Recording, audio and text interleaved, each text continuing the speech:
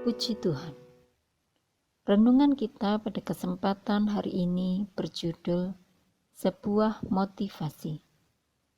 Terambil di dalam Yeremia 17 ayat 10. Demikianlah firman Tuhan. Aku, Tuhan, yang menyelidiki hati, yang menguji batin, untuk memberi balasan kepada setiap orang setimpal dengan tingkah langkahnya, setimpal dengan hasil perbuatannya. Amin, puji Tuhan. Setiap orang pasti memiliki sebuah motivasi dalam melakukan segala sesuatu. Bisa jadi itu yang akan berdampak pada eksekusi atau action seseorang. Apa sih itu motivasi? Menurut KBBI atau Kamus Besar Bahasa Indonesia, motivasi adalah kecenderungan yang telah timbul pada diri seseorang secara sadar atau tidak sadar. Ia akan melakukan tindakan-tindakan dengan tujuan-tujuan tertentu. Atau bisa juga motivasi itu tentang sebuah usaha-usaha yang menyebabkan seseorang atau sekelompok orang yang tergerak melakukan sesuatu karena mereka ingin mencapai tujuan yang dikehendakinya. Dan dengan kata lain, sebuah motivasi adalah sebuah kekuatan yang melatar belakangi perencanaan, keputusan, pilihan, dan tindakan seseorang. Jadi, kekuatan inilah yang sering menjadi atau memberi semangat dan gairah seseorang dalam mengerjakan segala hal, baik motivasi positif ataupun negatif. Motivasi bisa jadi adalah yang pertama, berbicara tentang sikap hati seseorang. Dan inilah yang sebenarnya Tuhan telah perhatikan dari semula dalam diri seseorang ketika ia melakukan segala sesuatu. Karena apa?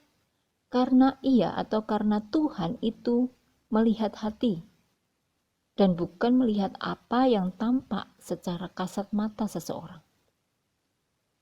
Dan ayat nas kita pada renungan kita saat ini jelas menyatakan bahwa Tuhan menyelidiki hati dan menguji batin, dan mengerti segala niat dan cita-cita di dalam 1 Tawari 28 ayat 9.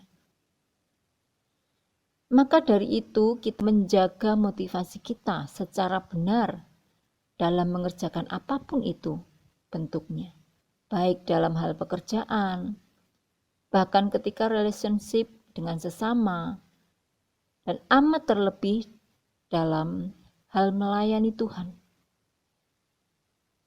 Sebab sebuah motivasi yang ada dalam hati itu secara otomatis akan mempengaruhi pikiran, tindakan, perilaku, serta reaksi setiap kita. Kalau sebuah motivasi kita telah benar, maka semua yang kita hasilkan adalah dipastikan dapat menjadi berkat bagi orang lain. Demikian pula sebaliknya di dalam Amsal 4 ayat 23. Jagalah hatimu dengan segala kewaspadaan, karena dari situlah terpancar kehidupan.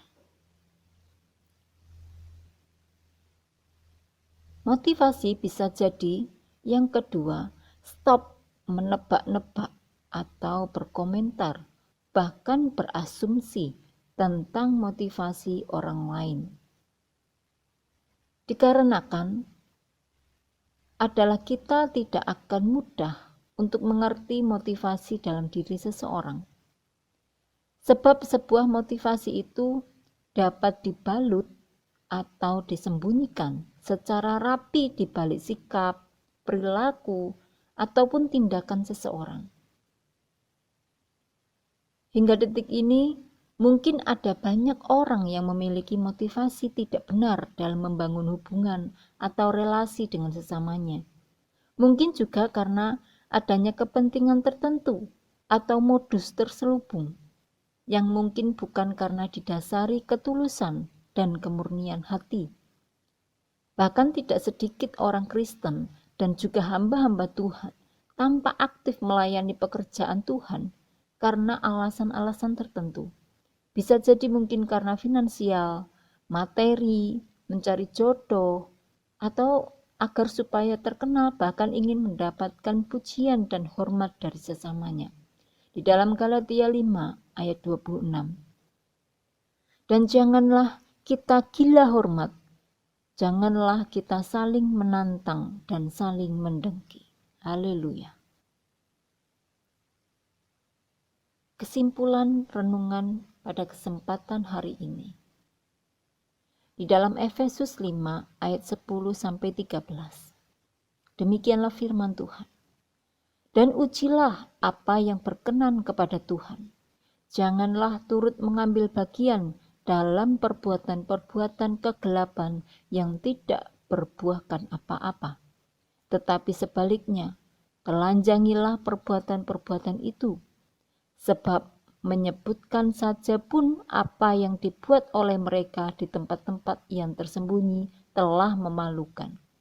Tetapi segala sesuatu yang sudah ditelanjangi oleh terang itu menjadi nampak. Sebab semua yang nampak adalah terang. Artinya, Tuhan mengetahui rahasia hati setiap orang, setiap kita anak-anak Tuhan. Karena itu berhati-hatilah dan waspadalah. Puji Tuhan. Mari kita sepakat di dalam doa. Terima kasih Tuhan, berkati kami. Firman-Mu mengingatkan kami supaya kami mempunyai sebuah motivasi atau dorongan yang benar di hadapan Tuhan. Supaya kami boleh menjadi berkat dimanapun kami berada. Dan pada setiap apapun yang sudah Tuhan percayakan kepada kami, baik itu dalam pekerjaan, baik itu dalam usaha, baik itu dalam hubungan, dan terlebih dalam pelayanan yang sudah Engkau percayakan. Roh Kudus pimpin kami semua. Berkati bangsa kami, bangsa Indonesia ini. Berkati gerejamu, berkati sidang jemaatmu dimanapun mereka berada.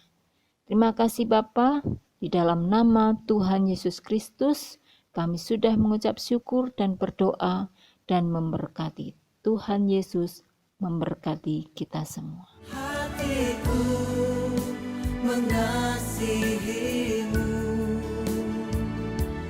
hatiku